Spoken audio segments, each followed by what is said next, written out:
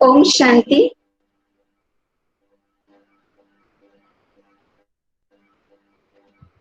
आज हम अपना अनुभव आप सभी के साथ शेयर ओम करेंगे। शांति। आवाज आ रही है ना सब तक? तो ऐसे तो मुझे जो पुराने भाई बहने हैं वो मुझे काफी बचपन से ही जानते हैं, क्योंकि मैं इसी सेंटर से हूँ और मैं अपने आप को बहुत भाग्यशाली समझती हूँ जो मैं बचपन से ही डायरेक्ट परमात्म पालना में पली हूँ। मतलब बचपन से जैसे बाबा की कृपा कहो या बाबा की साया कहो, तो बाबा की ही छत्र छाया में मैं बचपन से ही पली हूँ। तो मुझे मैं कभी जब याद करती तो मुझे बहुत खुशी भी होती है कि पता नहीं कौन से पूर्व जन्म के पुण्य कर्म थे जो भगवान ने बचपन से ही मुझे अपनी छत्र छाया में रखा। तो मैं कहूंगी कि मैं बचपन से जैसे एकदम राजकुमारी के जैसे पली, इसलिए क्योंकि मैं इंदौर हॉस्टल में रहती थी, तो वहीं से मतलब मुझे परमात्म पालना मिली, इसलिए मतलब कुछ भी करने की जरूरत ही नहीं पड़ी ना। बस जैसे बाबा चला रहा है वैसे हम चल रहे थे। तो मैं अपना अनुभव आपको 4 भागों में बांट के सुनाऊंगी, क्योंकि मेरी जीवन की यात्रा शुरू होती है मुंबई से और अभी अंत भी हो रहा है मुंबई में ना। तो 12-13 साल में मुंबई में रही, फिर 10 साल में मध्य प्रदेश इंदौर हॉस्टल में रही, फिर 10 साल में रायपुर छत्तीसगढ़ में रही और अभी मैं फिर से मुंबई में आई हूँ। और उसके बीच में मुझे चांस मिला था आसाम गुवाहाटी जाने का। तो मुंबई में ही मेरा जन्म हुआ 1986 में, अंधेरी में जो आज ग्लोबल हॉस्पिटल है, तो वहीं पर मेरा जन्म हुआ। उस समय वो पुराना हॉस्पिटल था, तो मुझे कई बार ऐसा लगता है कि शायद मुझे देवी ने वहां जन्म लिया इसलिए उस हॉस्पिटल का भी उद्धार हो गया, क्योंकि पहले वो मतलब पुराना था, लेकिन अभी अभी वो बड़ा हुआ। लेकिन जब कोई पूछता है ना कि कहाँ हुआ, तो बहुत खुशी होती बोलने में, क्योंकि अभी तो डायरेक्ट ग्लोबल हॉस्पिटल ही नाम आता है। कहाँ हुआ? तो अंधेरी की ग्लोबल हॉस्पिटल में हुआ ना, क्योंकि बाबा ने भी जैसे मुंबई में भी एक चीज जो है जैसे हॉस्पिटल है वो भी एक बाबा के नाम पर बना हुआ है। फिर जो मेरे माता पिता थे उनका पहले से ही ऐसा संकल्प था कि इसको हमें मुंबई में नहीं रखना है, क्योंकि मुंबई का जो माहौल है ना वो आप सब तो जानते ही है। तो उनका संकल्प था कि इसको हमें हॉस्टल में डालना है। तो पहले तो मतलब घर का जो मेरा नेचर था, बचपन का जो नेचर था वो बहुत शांत और बहुत संकोच वाली, बहुत शर्मीली, मतलब इस प्रकार की थी मैं। और उसके बाद में क्योंकि मुझे एक अनुभव बहुत अच्छे से याद है, मतलब मैं बिल्कुल भी नहीं बोलती थी। और जब मेरा स्कूल में एडमिशन हुआ था तो वहां नाम बताना था, मैंने वहां नाम भी नहीं बताया था ना। ऐसे 2-3 स्कूल में लेकर गए लेकिन मैंने अपना नाम तक नहीं बताया था। तो मुझे याद है मेरे को 2 दिन माता जी ने भोजन नहीं दिया था, जब कहा जब तक तुम नाम मतलब जब तक तुम बोलोगी नहीं तब तक तुम्हें भोजन नहीं दूंगी ना। और अभी तो आप देख ही रहे हैं ना, वो तो जब बाबा के बच्चे बने तो बाबा ने वो ताकत भरी ना जो आज, क्योंकि जब बोल ही नहीं सकते तो स्टेज पे जाना तो बहुत दूर की बात हो जाती है। लेकिन धीरे धीरे करके जैसे जैसे बड़े होते गए ना, समझ आती गई ना, बहुत लोगों के साथ मिलना जुलना हुआ। और उसके बाद में ना फिर धीरे धीरे करके समझ आती गई, तो फिर तो सब ना मतलब बोलना वगैरह सब शुरू हुआ। तो पहले पिताजी ने गुजरात का नडियाद हॉस्टल देखा था, तो वहां पर मेरे एडमिशन के लिए बात की थी। तो उस समय मैं 4th क्लास में थी। तो उन्होंने पूछा आपकी बेटी मतलब कितने साल की, कौन सी क्लास में है? तो पापा ने बताया, तो फिर उन्होंने कहा नहीं अभी ये बहुत छोटी है, अभी आप इसको घर में रखो ना, कुछ साल के बाद इसको फिर हॉस्टल भेजना। लेकिन उन्होंने एक बात उस समय कही थी कि आपकी बेटी ना मुझे अभी से ब्रह्मा कुमारी दिख रही है। उस समय जब मैं 4th क्लास में थी ना, और ये बात मुझे पिताजी ने सुनाई कि उस समय उन्होंने ये बात कही थी कि आपकी बेटी मुझे अभी से ही ब्रह्मा कुमारी दिख रही है, आप निश्चिंत रहो। लेकिन अंदर था कि नहीं, हॉस्टल में डालना है। फिर मधुबन में गए तो पता चला कि इंदौर हॉस्टल है और वहाँ के डायरेक्टर ओम प्रकाश भाई जी इंदौर जोन के हैं। उनसे बात की। फिर 1999 में मैं इंदौर हॉस्टल गई। तो 1999 से लेकर 2020 तक मैं बाबा के ही घर में हूँ। बस 15 दिन के लिए घर आती थी और फिर चली जाती थी। 1 महीना में आज तक कभी नहीं रही घर में ना। बस 15-20 दिन के लिए मैं आती थी और फिर घर चली जाती थी। ब्रह्मा कुमारी भी बनी तो भी 2-3 साल में आई, 15 दिन रही फिर चली गई। तो ऐसे 15 दिन का मेरा घर में आना जाना होता था। तो हॉस्टल में जब गई तो शुरुआती में, क्योंकि छोटी थी ना, मतलब 6th क्लास से वहां पर एडमिशन होता है। तो पहले 1-2 साल तो मैंने बहुत तंग किया माता पिता को, क्योंकि मेरा बिल्कुल मन भी नहीं लग रहा था और कभी इतना दूर रहे भी नहीं थे। और बचपन में ही ऐसे ना दूर डाल दे तो माता पिता को भी लगता है, लेकिन वो हमारा भविष्य देखते हैं। उस समय हमें अपना भविष्य नहीं पता होता है, जो उन्हें पता होता है। तो फिर हमेशा जब भी फोन करते तो मैं कहती थी नहीं, मेरे को घर आना है, मेरे को घर आना है। तो एक आश्वासन देते थे, बस 2 दिन रुको, अभी मैं 2 दिन के बाद आऊंगा तेरे को लेने। फिर फोन आता, अब ये काम आ गया ना इसलिए नहीं, मतलब ऐसे करते करते 1-2 साल बीत गया ना। फिर धीरे धीरे करके मेरा खुद ही वहां मन लगने लग गया ना। और फिर मैंने ग्रेजुएशन भी वहीं पर पूरा किया। तो मैंने अनुभव किया कि बाबा की मदद हमें बहुत मिलती है, और मैंने तो बाबा की बहुत मदद का अनुभव किया। क्योंकि जैसे हमारी जो क्लास थी, ऐसे तो 6 से लेकर मैंने ग्रेजुएशन वहीं पर किया, और हर साल अलग अलग ऐड होते रहते थे हमारी क्लास में, नए नए लोग आते थे। लेकिन हमारी जो क्लास थी उसमें यूनिटी बहुत थी। तो यूनिटी होने के कारण हर कार्य हम लोग बहुत मिलजुल कर किया करते थे। और मतलब कोई भी बात हो तो उसको एडजस्ट कर लिया करते थे। और हम सब ने मिलकर एक संकल्प किया था कि हम सबके सब ब्रह्मा कुमारी बनेंगे। क्योंकि मैं जिस साल वहां पर मैंने एडमिशन लिया था 1999 में, बस वो उस साल एक ग्रुप निकला था, बैच निकला था ब्रह्मा कुमारी बनकर। उसके बाद से लेकर 2009 तक कोई भी, मतलब 2008 तक कोई भी बैच नहीं निकला था। मतलब 1-2 ऐसे ब्रह्मा कुमारी बनकर निकलते थे, लेकिन कोई ऐसे पूरे के पूरे एक साथ निकले ऐसा नहीं होता था। लेकिन हमारे क्लास में यूनिटी होने के कारण हम 17 के 18 बहनें थी, और हम लोगों ने ये आपस में मिलकर तय किया था कि हम सबके सब ब्रह्मा कुमारी बनेंगे। और आज उसमें से करीबन 14-15 बहनें ब्रह्मा कुमारी बनी हैं ना, और वो अलग अलग स्थानों पर अपनी सेवाएं दे रही हैं। और वही मेरे एक जो क्लासमेट है वो आज बॉम्बे विक्रोली सेंटर पर भी है। तो अपने, क्योंकि ब्रह्मा कुमारी बन गए तो फिर तो सब अलग अलग हो जाते हैं ना। तो कोई आसाम गया, कोई दिल्ली गया, कोई ना, कोई बॉम्बे आया ना। तो ऐसे ऐसे करके, लेकिन हमने जो संकल्प किया था कि हमको बनना है, और हमारे निकलने के बाद, क्योंकि जो पीछे से आने वाली बहनें थी, कन्याएं थी, उनको एक प्रेरणा मिली हमको देखकर कि हमको भी ऐसे ब्रह्मा कुमारी बनना है। और हमारा जब से बैच निकला उसके बाद से फिर वो सिलसिला फिर से शुरू हुआ।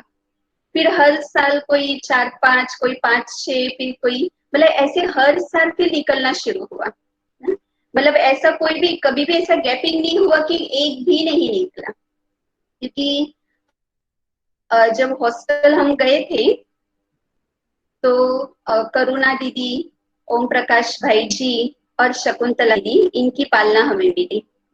और अपने ओम प्रकाश भाई जी तो ब्रह्मा बाबा के ही समय के थे, और मैं अपने आप को इसलिए भी खुशनसीब समझती हूँ कि मुझे बचपन से ही उनकी पालना मिली, जो खुद ब्रह्मा बाबा के पालना में पले हैं।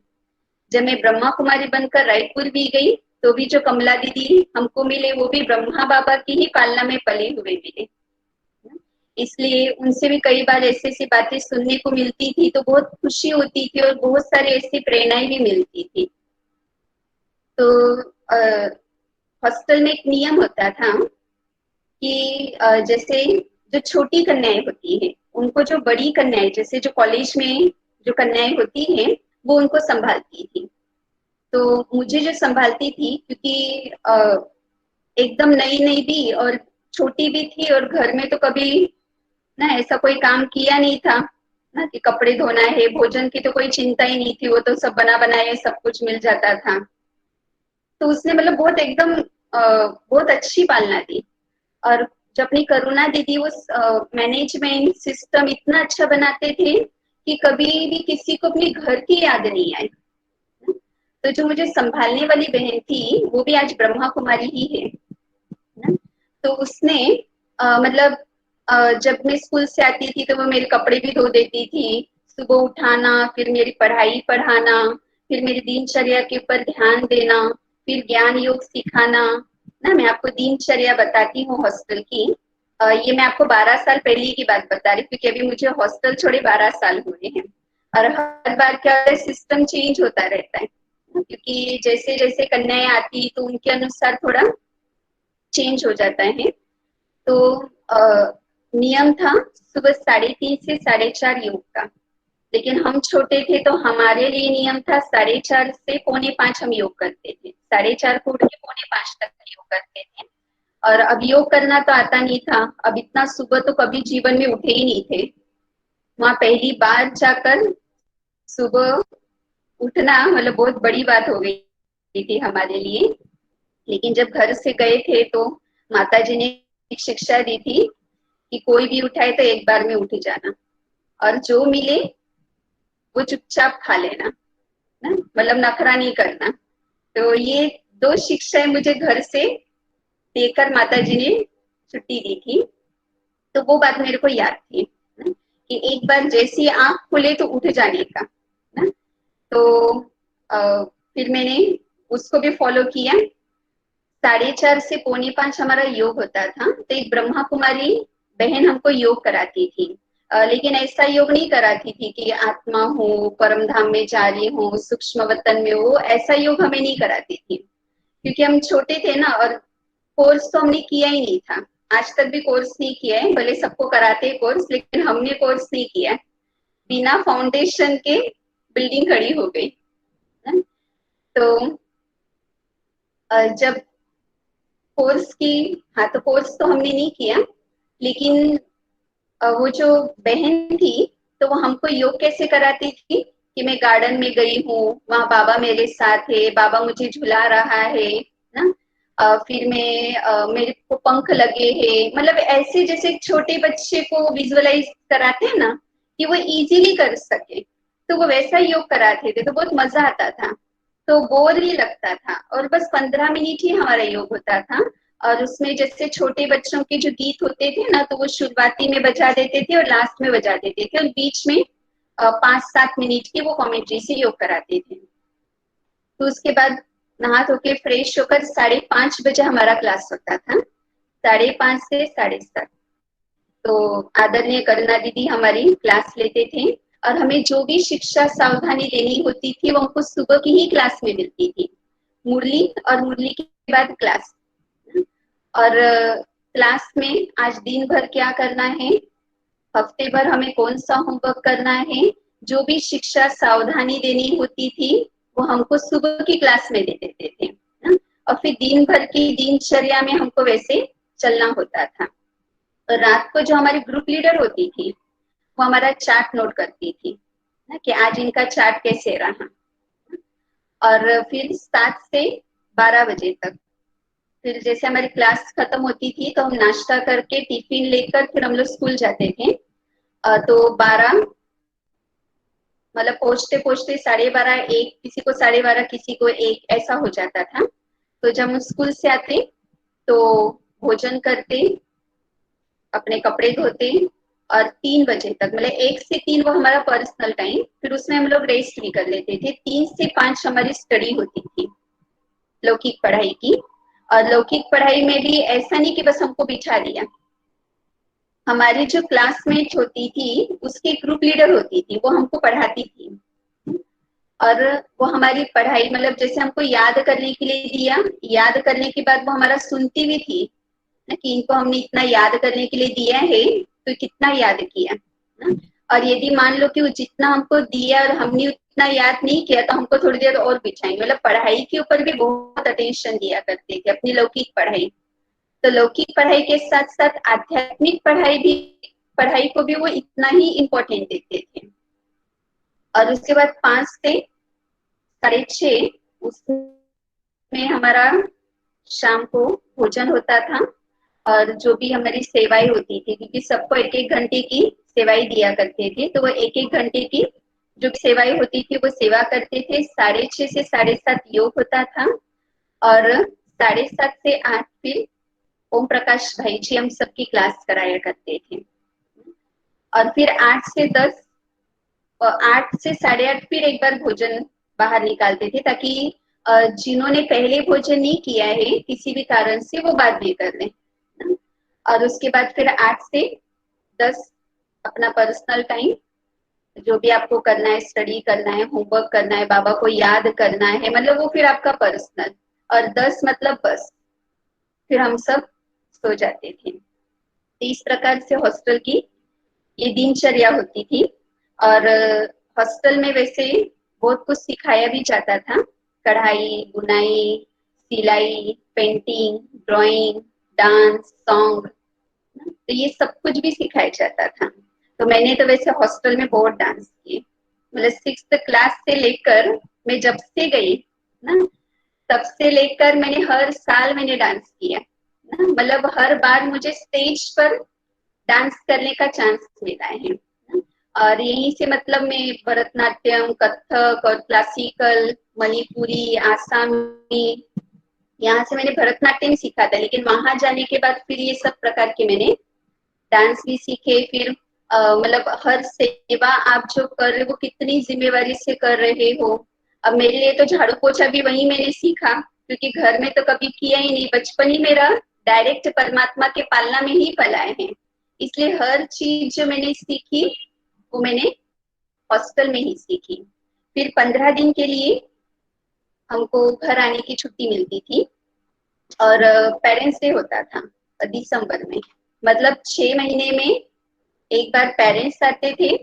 और 6 महीने के बाद, मतलब पूरा 1 साल के बाद फिर कन्या जाती थी। तो हर साल दिसंबर में पेरेंट्स डे होता है। तो जब पेरेंट्स डे होता था तो उसमें कन्याओं ने क्या क्या सीखा है, तो वो चाहे स्कूल में उसने उस चीज को किया, जैसे यहाँ किसने ड्राइंग पेंटिंग सीखी ना, यहाँ उसका फर्स्ट सेकंड थर्ड आया, किसने स्कूल में किसी में पार्टिसिपेट किया तो उसमें उसको फर्स्ट सेकंड थर्ड आया। तो जो भी होता था, हमने जो भी सीखा था वो पेरेंट्स के सामने उसको दिखाना होता था। तो अब ऐसे तो नहीं दिखाते थे, हाँ, लेकिन जैसे मैंने ड्राइंग किया, ड्राइंग में मेरा फर्स्ट नंबर आया, तो जब पेरेंट्स डे होता था तो ऐसी कन्याओं को जो फर्स्ट सेकंड थर्ड आते थे तो उन लोगों को पेरेंट्स के सामने प्राइज देते थे, क्योंकि ऐसे देखते थे तो पेरेंट्स को बहुत खुशी होती थी कि हाँ हमारी बच्ची यहाँ कुछ सीख रही है। तो इसलिए पेरेंट्स को उमंग उत्साह में लाने के लिए, कन्याओं को उमंग उत्साह में लाने के लिए ना, ये एक बहुत अच्छा हॉस्टल में प्रोग्राम रखते थे। और अब वो प्रोग्राम आज भी चलता है कि हर साल कन्याओं के माता पिता आते हैं ना, वो अपनी कन्या के जीवन में क्या सुधार आया है वो भी देखते हैं। और साल भर का जो रिपोर्ट होता है ना, क्योंकि माता पिता को भी लगता है कि हमारी कन्या यहाँ कैसी है, उसके में क्या चेंजेस आया है, तो वो हर एक को लगता है कि जो करुणा दीदी है वो हमको बताए। तो इसीलिए फिर करुणा दीदी एक एक पेरेंट्स से, मतलब 150 कन्याएं वहां रहती है, तो एक एक कन्या के पेरेंट्स से अलग से मिलकर फिर उनका रिपोर्ट देते थे, क्योंकि हर एक माता पिता को लगता था कि हमारी बेटी का हमको रिपोर्ट मिले, किसने क्या सीखा, क्या चेंजेस किया ना। तो वो फिर सारा रिपोर्ट भी माता पिता को दिया जाता था। तो इस प्रकार से जो है ना, जब 15 दिन के समय भी हम यहाँ पर आते थे ना, छुट्टियों में भी यहाँ पर आते थे, तो यहाँ पर भी जैसे हमको बहुत चांस मिलता था सेवा का भी ना, क्योंकि जब वहां से आते हैं तो कईयों को लगता था कि आप हमारे यहाँ पर आओ, हमारे बेटी को भी समझाओ, उनको भी अपने साथ लेके जाओ, बहुत अच्छा हॉस्टल है। तो इस प्रकार मत कई यहाँ पर आने के बाद सेवा का चांस तो मिलता ही रहता था। फिर धीरे धीरे करके अब हम बड़े होते गए, और अब ग्रेजुएशन हमारा कंप्लीट हुआ था। तो अगर मैं कहूँ कि मेरे हॉस्टल का जो, क्योंकि 9th-10th क्लास तक तो ठीक है हम चल रहे थे, ज्ञान योग है, बाबा है, ठीक है, लेकिन उसकी डीपनेस नहीं थी। मैंने अगर रियलिटी में ज्ञान और योग को पहचाना तो मैंने 10th और 11th में थोड़ा सा ध्यान देना शुरू किया, क्योंकि पहले तो ऐसे ही था कि हाँ ठीक है ना, मतलब बाबा है, मुरली है, ज्ञान है ना, लेकिन जैसे जैसे बड़े होते गए और अब बुद्धि में ये फिट हो गया था कि अब हमको यहीं रहना है। तो फिर मैंने सोचा कि थोड़ा ना जानना शुरू करूं कि आखिर मतलब क्या है। बाबा की अनुभूति थी मेरे अंदर, मुझे ये भी निश्चय था कि बाबा भी है, लेकिन ज्ञान की डीप में जो गई वो मैंने 10th 11th से मैंने शुरू किया था डीपनेस में जाना। और 12th क्लास में जब मैं थी 2005 में, तो मेरे जीवन का सबसे अच्छा यदि साल गया तो मेरा वो साल गया जिससे मुझे बाबा के ज्ञान का, योग का, बाबा की मदद का, और मतलब हर प्रकार से मुझे बहुत अच्छा अनुभव हुआ बाबा का। और उसके बाद फिर मैंने संकल्प लिया कि अब मुझे पक्का ब्रह्मा कुमारी ही बनना है। अभी तक मैंने कोई ऐसे पक्का करके नहीं रखा था, लेकिन जब मैं 12वीं में आई तब मैंने जब बहुत चीजों का मैंने अनुभव किया, फिर मैंने पक्का किया कि अब मुझे ब्रह्मा कुमारी ही बनना है। फिर उसके बाद में पढ़ाई पूरी हुई ना, और ग्रेजुएशन कंप्लीट हुआ। तो 10-15 दिन के लिए हम यहाँ घर आए थे। तो जब घर आए थे तो वहाँ क्लास वालों ने एक दूसरे से प्रॉमिस कराया था, क्योंकि फिर टीचर्स ट्रेनिंग होने वाली थी। तो हम लोग सब एक दूसरे से प्रॉमिस करके गए थे कि हम टीचर्स ट्रेनिंग में आएंगे जरूर। तो सब एक दूसरे से सबने प्रॉमिस किया था। अब मैं भी आई तो जरूर, लेकिन मेरा ऐसा था कि मुझे ये नहीं पता था कि ट्रेनिंग खत्म होने के तुरंत बाद ही हमको सेंटर भेज देंगे। तो ट्रेनिंग कंप्लीट हुई, और जैसी ट्रेनिंग कंप्लीट हुई, और 24 जून था, मेरे को याद है 24 जून का दिन था, मम्मा डे था। 24 जून 2000 मतलब 2009। तो शकुंतला दीदी है, तो उन्होंने कहा कि प्रिया आज का बहुत अच्छा दिन है, आज ही तू साड़ी पहन ले। तो मैंने तो सोचा नहीं था कि इतना जल्दी ना, मतलब ट्रेनिंग के बाद जाना भी होगा, क्योंकि उन लोगों की पूरी तैयारी हो चुकी थी। तो मैंने कहा दीदी आज नहीं, मैं कुछ दिन के बाद पहनूंगी ना। मैंने कहा अभी इतना जल्दी थोड़ी ना बनना है मेरे को, मैं तो सिर्फ ट्रेनिंग करने के लिए आई थी ना, क्योंकि मैंने प्रॉमिस किया था अपने क्लास वालों के साथ। तो मैंने कहा अभी इतना जल्दी नहीं, मतलब मेरा अंदर से बिल्कुल मन नहीं था कि मैं अभी बनूं। लेकिन और भी 2-4 वहां ब्रह्मा कुमारी बहनें थी, उन्होंने कहा नहीं आज का दिन बहुत अच्छा है, देखो मम्मा डे है, आज के दिन पहनोगे ना तो मम्मा का आपके ऊपर विशेष ना आशीर्वाद जाएगा। तो फिर मैं बहुत बहाने भी करने लगी, लेकिन उनका नहीं पहन ना।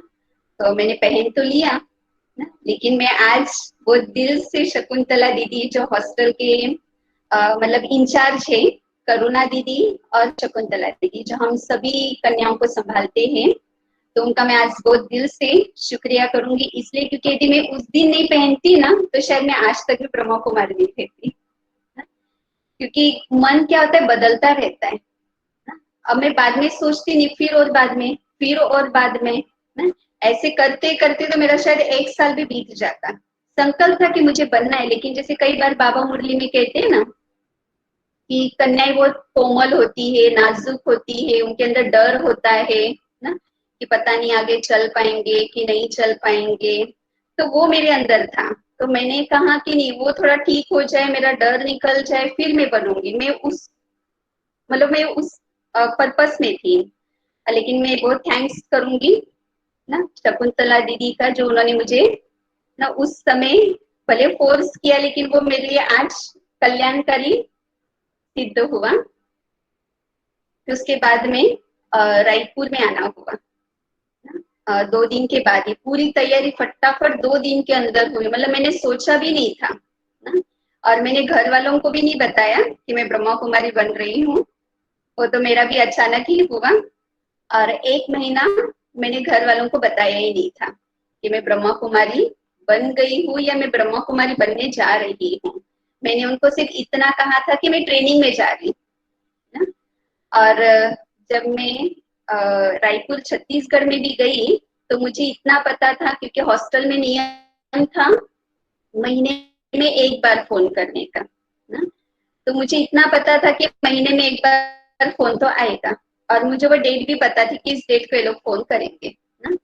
तो मैं 1 महीना तो मैंने बताया ही नहीं। अब जब मेरे घर से फोन आया तो डायरेक्ट नहीं आया, पहले इंदौर हॉस्टल गया फोन। फिर उन्होंने कहा अरे वो तो ब्रह्मा कुमारी बनकर वहां चली गई, आपको पता नहीं, उसने बताया नहीं। तो कहा नहीं, हमको तो कुछ भी नहीं पता। फिर उन्होंने वहां फोन किया रायपुर में। फिर उन्होंने पूछा कहाँ है तू, तो मैंने कहा मैं तो सेंटर आ गई हूँ, मैं तो ब्रह्मा कुमारी बन गई। तो ब्रह्मा कुमारी बन के हमको बताया क्यों नहीं, इतना बड़ा डिसीजन तुमने कैसे ले लिया ना? उनकी भी इच्छा थी, लेकिन उनको ये था कि अभी इतनी छोटी है और इसने अपने आप से इतना बड़ा डिसीजन कैसे ले लिया, वो भी हमको बिना बताए ना।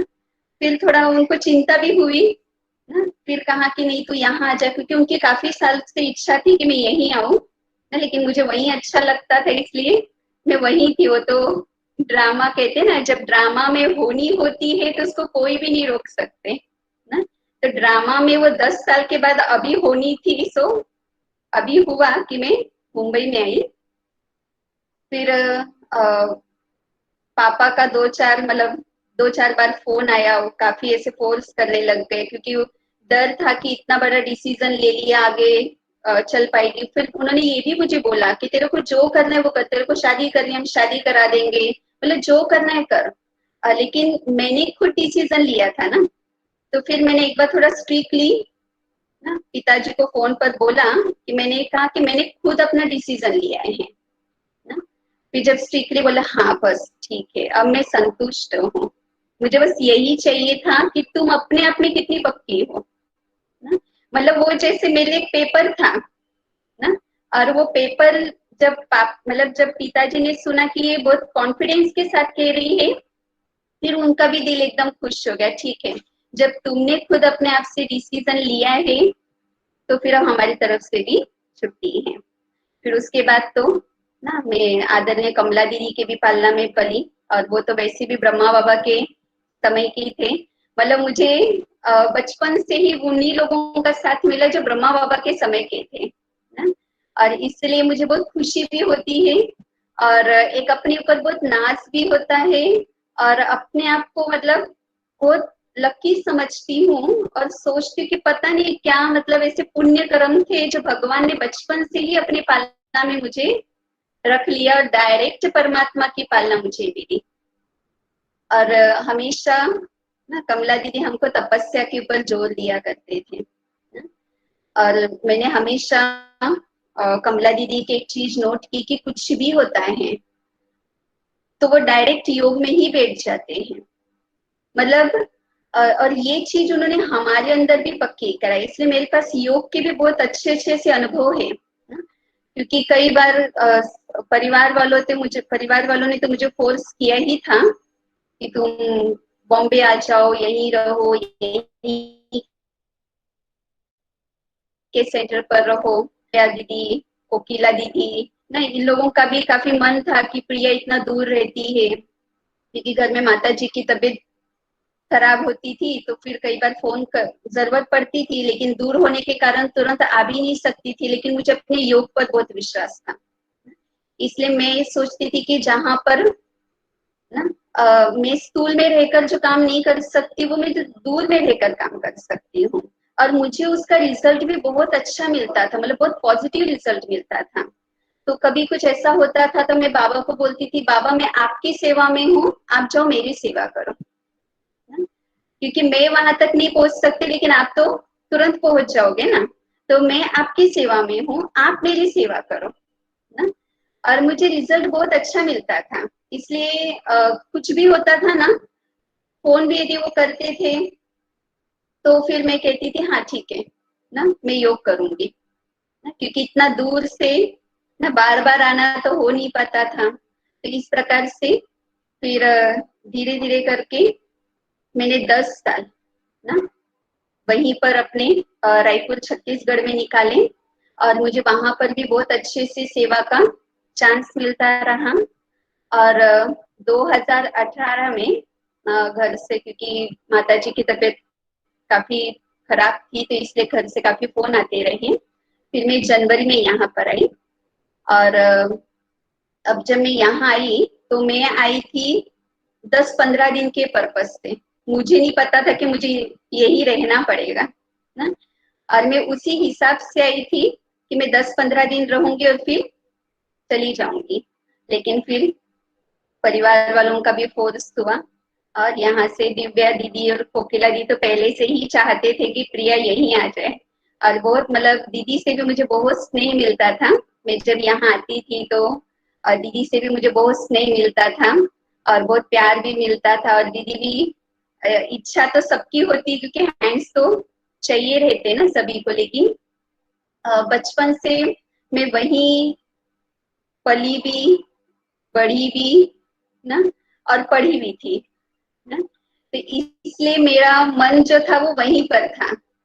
अब जब मैं यहाँ पर आई तो जो 6 महीना थे वो मेरे ना मतलब काफी कड़ी परीक्षा का समय था वो मेरा ना। और मुझे उसमें पास होना ही था ना। और क्योंकि मुझे पता था कि इस पेपर को मुझे ही पास करना पड़ेगा, तो कुछ भी होता था तो बस मैं बाबा के सामने जाकर बैठ जाती थी। और मतलब मेरी बहुत बाबा से बातचीत होती रहती थी। फिर लास्ट में मैं उस पेपर में पास भी हो गई ना। और उसके बाद में फिर मैं मुंबई में ही रही, और आज मैं आपके सामने भी हूँ ना।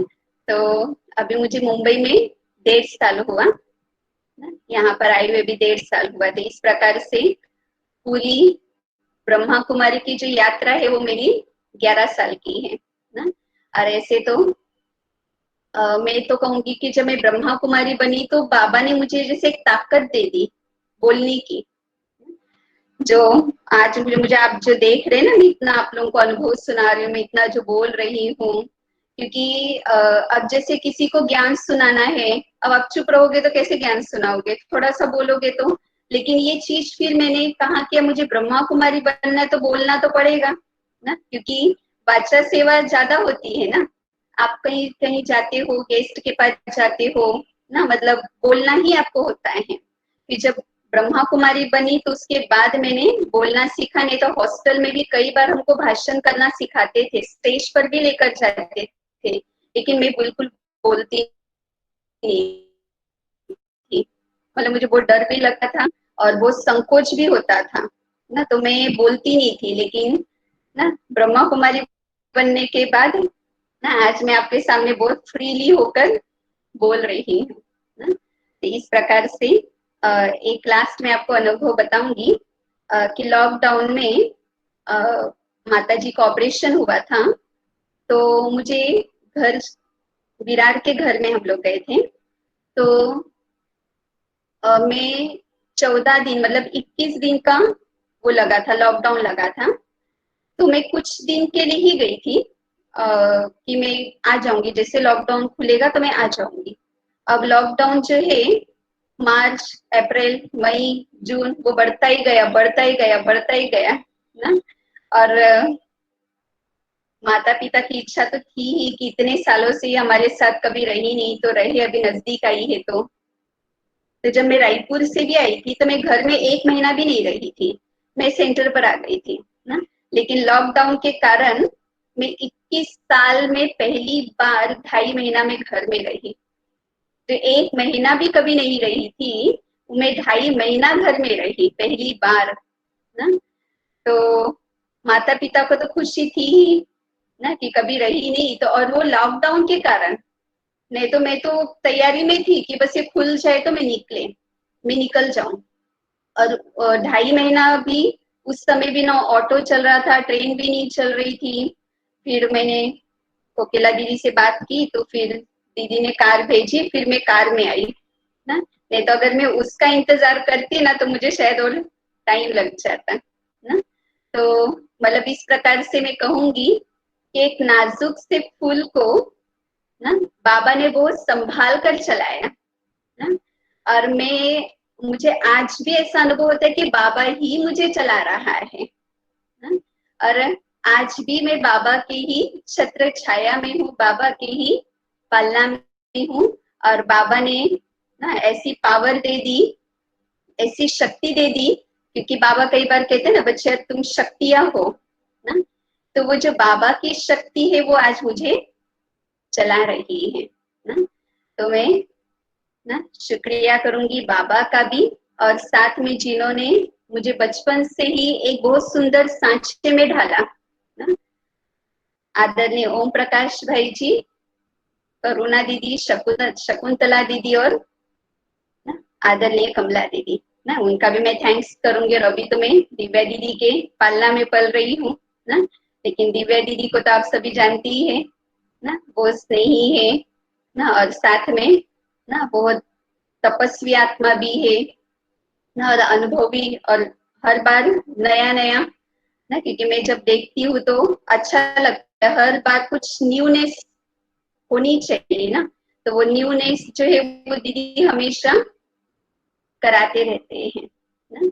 ठीक है, तो आज हमने आपको अपना ये अनुभव बताया। ओम शांति। अभी हम बाबा को याद करते हैं।